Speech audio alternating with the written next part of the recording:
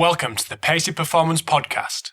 Today, I'm speaking with High Performance Manager at Port Adelaide Football Club, Darren Burgess.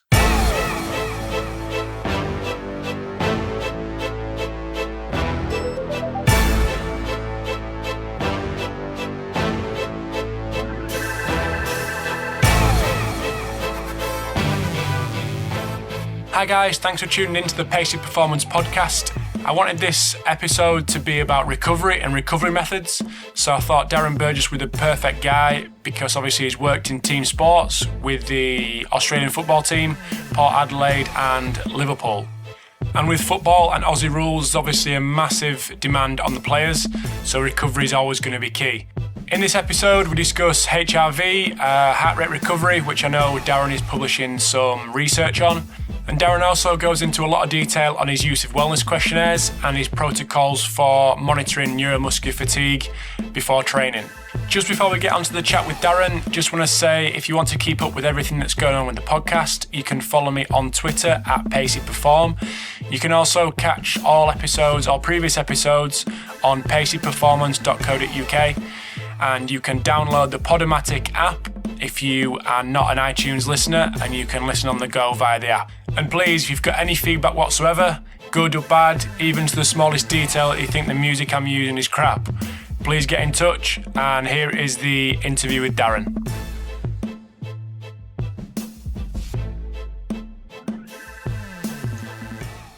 Hi guys, thanks for tuning into the Pace Performance Podcast. Again, coming from overseas today in Darren Burgess. Sticking his name in Google, it's the first person who actually comes up with his with a bit of a guide on how much he's earning. So big time. So just before we get into the chat, do you want to give us a little introduction about your education, your background? Yeah, thanks for that introduction. Don't believe everything you read. No, I won't. No, I started, graduated with an undergraduate, obviously in sports science, in sort of the early mid-90s, and then did some lecturing sort of full-time while I was personal training and delivering pizzas and all that stuff that kind of everybody has to do in this industry to get by. And then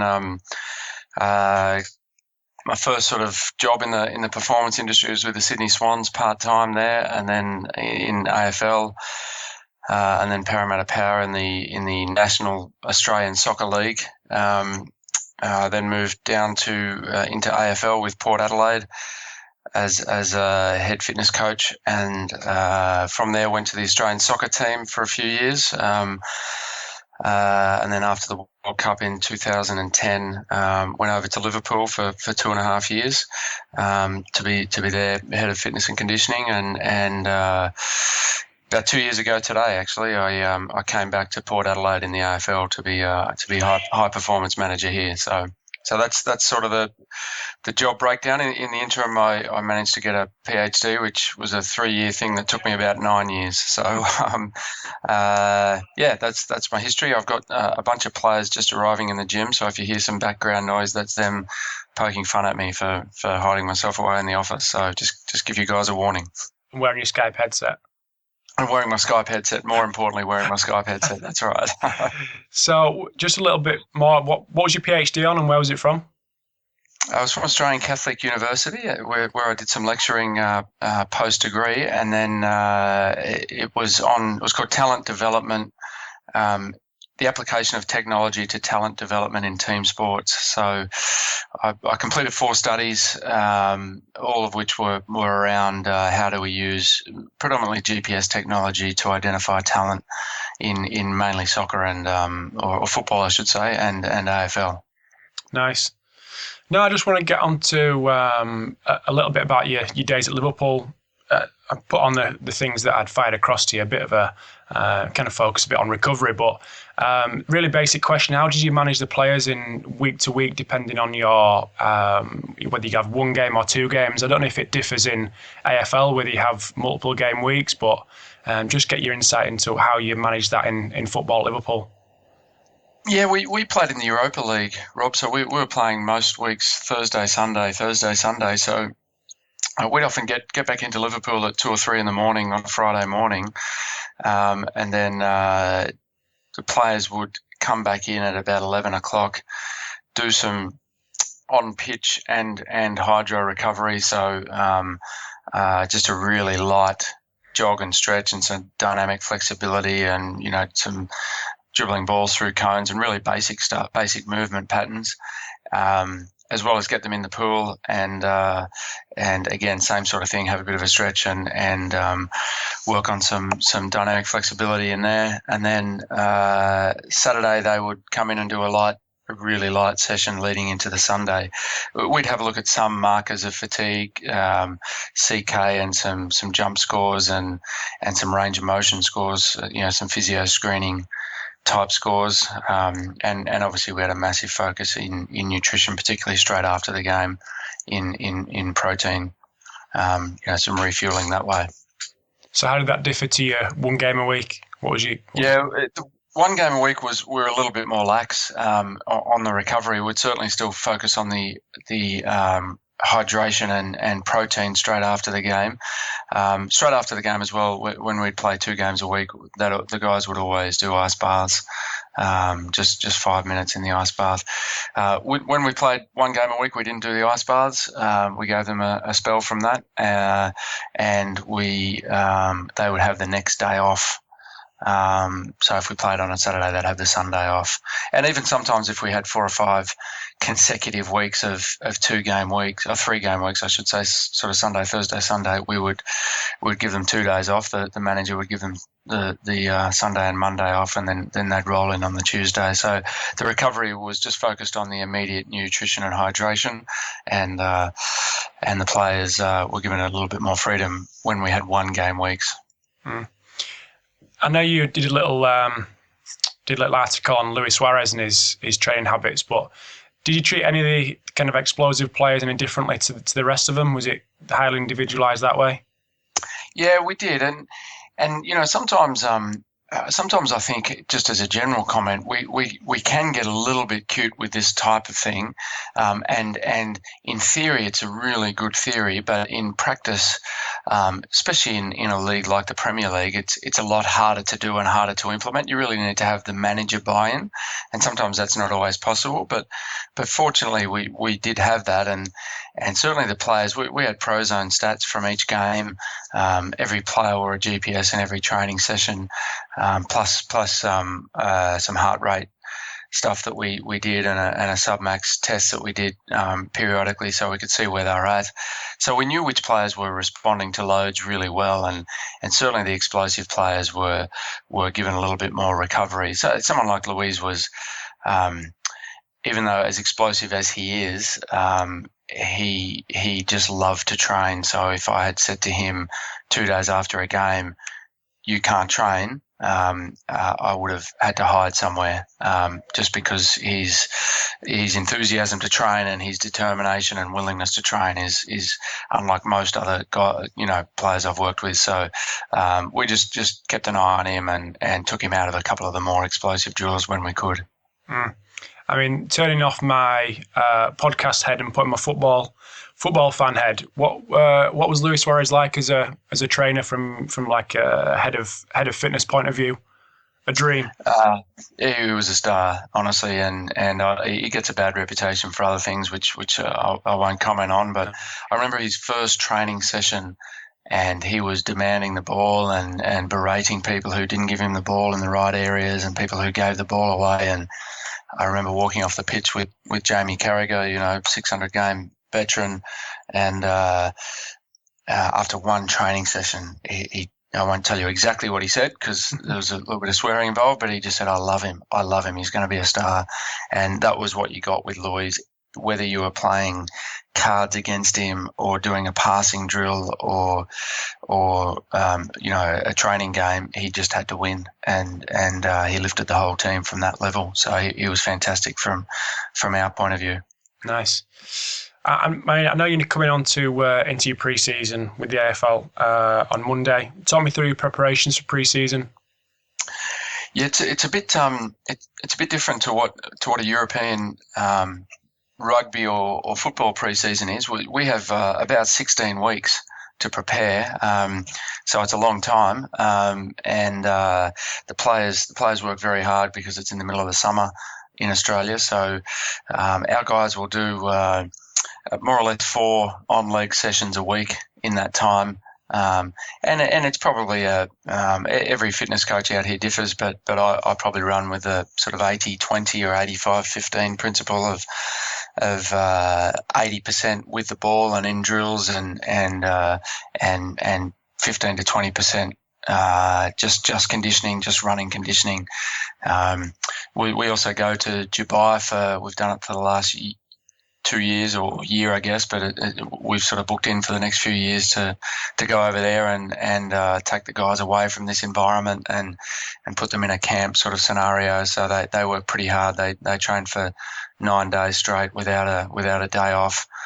So they work pretty hard over there. So we do that really early on in pre-season to give the guys a base. We don't play any games or anything like that, just training, and then they come back for a little bit, have a bit of a break over Christmas, and then it's probably 2 months straight into the season after that. So it's an intense time. There's a lot of training going on, really high volume, high intensity, and the players certainly earn their money during that time.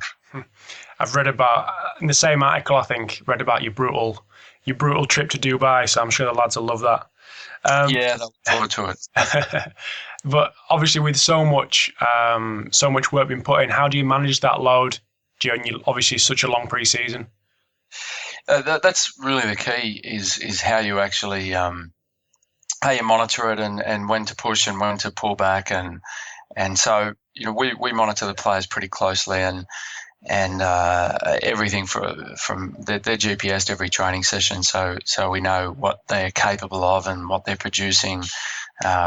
We use first beat heart rate stuff, so we can tell their general level of stress and as well as their heart rate response to the training.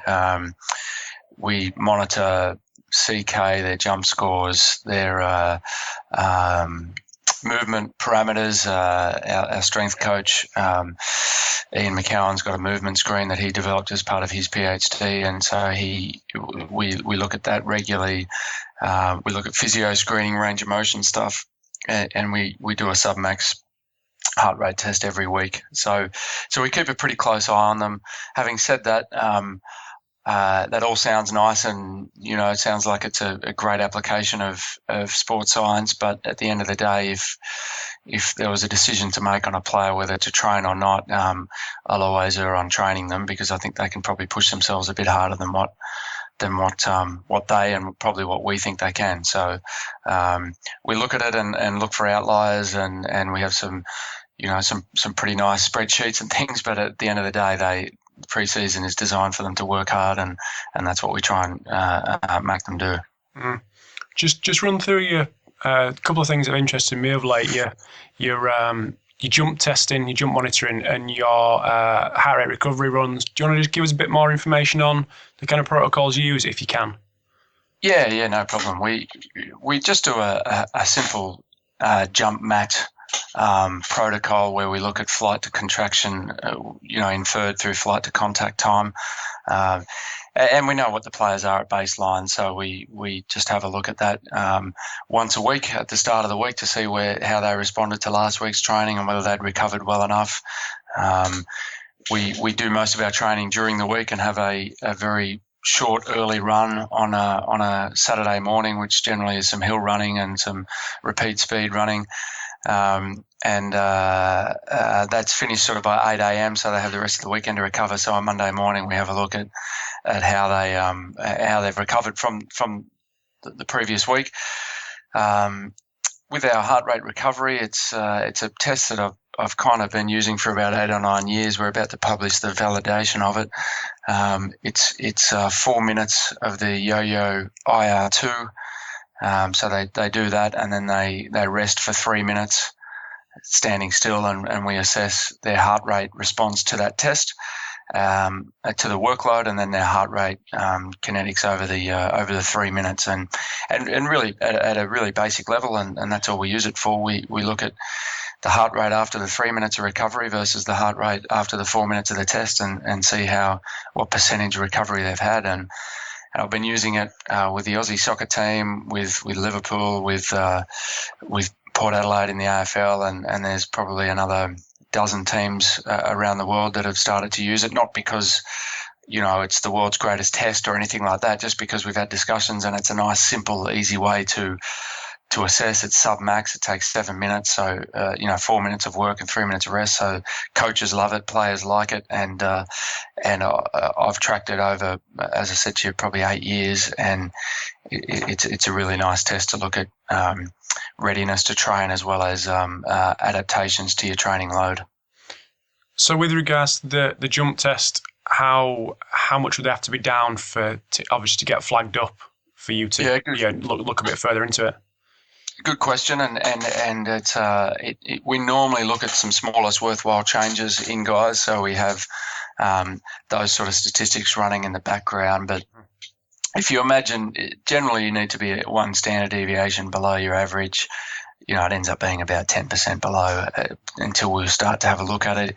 Generally speaking, if somebody is flagging on one particular variable, we might not make any drastic changes. But if a combination of jump scores and their sleep is down and their ankle dorsiflexion range is down, then we might start to ask some serious questions and modify their load. So it's if one value is down, we'll ask a few questions, but if it starts to get more than one, then we'll have a look at it a bit more seriously. So is that a similar thing with the heart rate recovery, the percentages? Yeah, we do. I probably look at that a little bit more because it's a really. I find I went away from heart rate for probably 5 or 6 years, but exploring it a lot more in the last few years, I'm really happy with what it's giving us. We do heart rate variability as well most mornings, but I like resting heart rate and heart rate response to a given load, and so I probably look at that in a little bit more detail. And if someone is really down, then we'll have a look at that, and certainly we'll monitor that closely as they're going through the rehab process to see where they are in relation to what their best scores are. No, it's really good. Just want to talk about, obviously you cover a lot of air miles in Australia, going from obviously coast to coast, but and obviously with the Australian national team going all over the world. Do you want to give us a bit of an overview on the strategies you put in place to manage this travel? I know you've discussed it on your webinar with Jason Webber. Do you want to give us a little bit of detail on that? Yeah, it would depend on the game. So with the Australian soccer team, excuse me, for instance, most of our guys were based in Europe. So for a home game, they'd be traveling 24 hours in a plane to get back here. And so that presented some problems in terms of time zone. Initially, what we tried to do was just inch them back into our time zone. And sometimes you're able to do that because you might have 4 or 5 days before the game when they arrive, but sometimes they would arrive 2 days before a game. So you just had to work on the strategy that, if the game was due for 7 a.m. UK time, then we had 2 days to turn that 7 a.m. game into maybe a 11 a.m. game or something a bit more respectable, if you know what I mean, by just adjusting their body clock. So we would often have different meal times and things like that for some players, and just encourage them to get outside. Things like melatonin to help us with that cause, but we tended to avoid that and work on their sleeping patterns and their eating patterns. Really basic things like always wearing compression on tights on flights. Some guys would prefer using things like Compex and Body Flow. Other guys didn't, but we encouraged everybody to try that. When they arrived, we certainly did the submax test, jump scores to see what sort of state they were in, and obviously we'd feed that back to the coach. In some games, we actually kept them. We travelled from. We had a friendly against Holland, and then a World Cup in Holland, and then a World Cup qualifier 4 days or 3 days later in Uzbekistan, which was a 4 or 5 hour time difference. And in that particular occasion, because it was such a massive game for us, the Uzbekistan away game, we kept them in the Holland time zone, in the European time zone. So we were having dinner at 1 a.m. or whatever the case may be, and we just got the hotel to adjust the lights and things like that on the floor that we were on to reflect that. So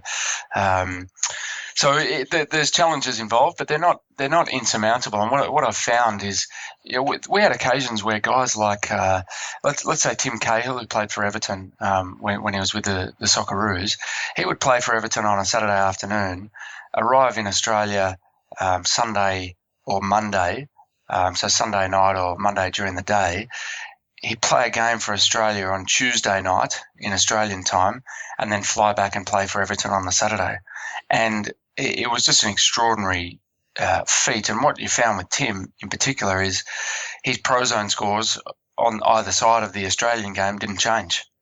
He was just one of those guys who could handle the load, and you soon work out which players you have to work a bit closer with and which players you can kind of leave them to their own devices because they know how to do it. And Tim was certainly one of those guys. So if I had have interrupted Tim's normal routine with, take this melatonin, have this caffeine, take these sleeping tablets, have, I want you to walk around the main streets of Melbourne at midnight to keep yourself awake and all those sorts of things, that would have actually had a detrimental effect on his performance because he knew what to do and he knew what to do with his body. So we treated it on an individual basis, but we certainly tried a few different remedies to get them in the right time zone as quickly as possible. And he probably scored the winning goal for both clubs at the time. Exactly right, exactly right. So who am I to mess with that sort of routine? Yeah, exactly. I mean, you discussed it a little bit, well, quite a lot actually, about strategies you've employed to obviously manage the fatigue in football and later on in the AFL. But what kind of strategies have been most efficient for you? Obviously, you've mentioned HRV, heart rate recovery. Do you do kind of questionnaires? There's so many things to choose from. Which have been the most efficient for you? Yeah, one of the heart rate variability works really well. We find we just use the athlete measurement of a morning, and because we've got a pretty compliant group here, we've got 45 on our list, and we would get about a 90% compliance rate in terms of each morning just coming up and giving us that measurement. So I like that measurement. I like the fact, I think Carl Valley spoke about it in your podcast as well, the resting heart rate also that comes with it is a nice indicator. We do subjective questionnaires twice a week, and they're all online and in just a 7-point questionnaire.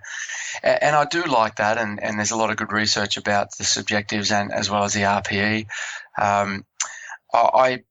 I probably go more with the objective stuff, I've got to be honest with you, and I do all my load periodization using GPS rather than RPE training load. That's just my preference, and it's not necessarily a lack of trust in the players because the group that I'm working with now is unbelievable in terms of the trust and their compliance to everything. But I think that the subjectives are a conversation starter. And if somebody has got a bad sleep or a bit of soreness, then we'll act on it, obviously, and just say, where's that coming from? But my default go-to is more the objective stuff, and that's what I've found works really well in managing their fatigue. The most basic thing that we do is every fitness session, every training session is a fitness test because we GPS them so we know their output. And we get a heart rate, so we know what that costs them. And if one of those is out of whack with the other, then we know that there's an issue, and we'll go and investigate. So it's a really simple formula, but it's one that I've found works really well. It's just a simple external to internal load ratio, and we do some nice things, and we've got a PhD student here who runs our sports science department who's doing some amazing things with fitness and fatigue modelling, the likes of which I haven't seen before, and we certainly use that as well. But at its really basic level, what did you do in that session and what did it cost you? So what about the other 10% that don't do the HRV to get their ass kicked? They do, Nice. and fortunately, I've got a coach who, in UK soccer terms, a manager who will kick their ass as well. So, and the players, in fact, the players drive it Yeah. as much as anybody. It's a good group that way for sure. Mm. No, just last but not least, I just want to talk about the product you've got out with Jason Webber. Just want to tell us a little bit about it. Yeah, I guess Jason's an outstanding practitioner in the field and a fantastic fitness coach, and it was sort of more his idea. He and I often talk about how we're sick of reading research that has nothing to do with what we're doing at the coalface. There's no research papers that discuss how you recover a team from a Thursday night game to a Sunday game, Thursday night in Istanbul to Sunday in Manchester. It just doesn't happen. If you read the research, you would say you can't do it. You can't possibly play in that game, but we know it happens. If you read the research about jumping and plyometrics, they would say that you should only do it, every second or third day, whereas LeBron James does it every night. So we were kind of sick of not getting enough applied stuff and thinking that we should probably do something about it. So we came up with the idea to produce a 20-part sort of webinar series, and it's basically Jason and I doing a short presentation on a topic. So let's say it's recovery, and then he's in Perth, I'm in Adelaide, having a chat with our Skype headphones on, and our cameras looking on. Looking cool. Yeah, looking cool. That's important. Don't forget that.